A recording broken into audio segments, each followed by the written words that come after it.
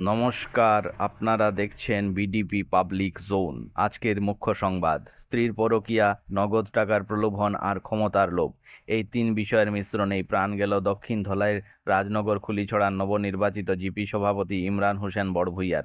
তার পরিজনদের অভিযোগ এমনই, তাদের কথায় খাবারের সঙ্গে ঘুমের ওষুধ মিশিয়ে তাকে খুন করেছে স্ত্রী রিনা বেগম, যিনি ইমরানের ব্যক্তিগত গাড়ি চালক বশিরুজ্জামান লস্কর ওরফে বিজুর সঙ্গে পরকীয়ায় লিপ্ত ছিলেন। প্রাথমিক পর্যায়ে খুনের ব্যাপারে নিশ্চিত হওয়ার পরেই ইমরানের ভাই নাগিব থানায় এফআইআর করেন। অভিযুক্ত রিনা ও বিজুকে গ্রেফতার করেছে পুলিশ। আটক করা হয়েছে শ্বশুর বাবুল উদ্দিন লস্কর, শ্যালক সাদেক আহমেদ লস্কর সহ আরও কয়েকজনকে।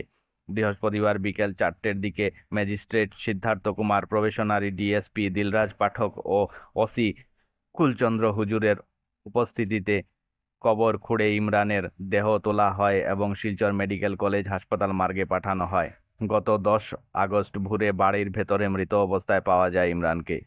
2021 সালে ধেমাজি জেলার কলেজ পড়ুয়া নন্দিতা শইকিয়াকে প্রকাশ্যে খুন করেছিল রিন্টু শর্মা নামের এক যুবক। 4 বছর পর তাকে এই অপরাধের দায়ে মৃত্যুদণ্ড দিল জেলা ও দায়রা আদালত। বৃহস্পতিবার বিচারপতি অজয় ফাগলু এই রায় ঘোষণা করেন। পুলিশের রিপোর্ট অনুযায়ী 2021 সালের 21 আগস্ট নন্দিতা শইকিয়া কলেজ থেকে সহপাঠী কাশ্মীনা দত্তের সঙ্গে বাড়ি ফিরছিলেন।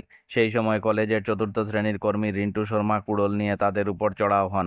নন্দিতাকে একাধিকবার আঘাত করে গুরুতর জখম করে সে। তাকে বাঁচাতে গিয়ে সহপাঠী কাশ্মীনা এবং তার বাবা দেবদত্ত গুরুতরভাবে আহত হন।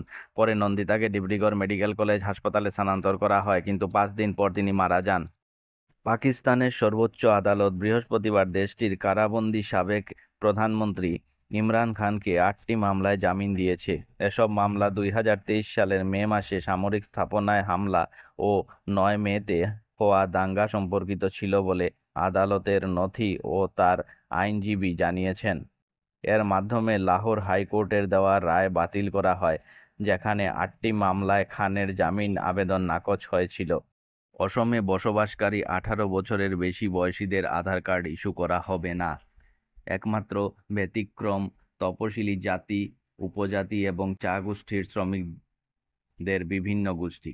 অসমে বসবাসকারী 18 বছরের বেশি বয়সীদের আধার কার্ড ইস্যুই করা হবে না। একমাত্র ব্যতিক্রম তপশিলি জাতি, উপজাতি এবং চা শ্রমিকদের বিভিন্ন জনগোষ্ঠী, তবে তাদের ক্ষেত্রেও তা জারি হবে 1 বছরের জন্যই। বৃহস্পতিবার মন্ত্রিসভার বৈঠক শেষে এই সিদ্ধান্ত ঘোষণা করলেন রাজ্যের মুখ্যমন্ত্রী হিমন্ত বিশ্ব শর্মা।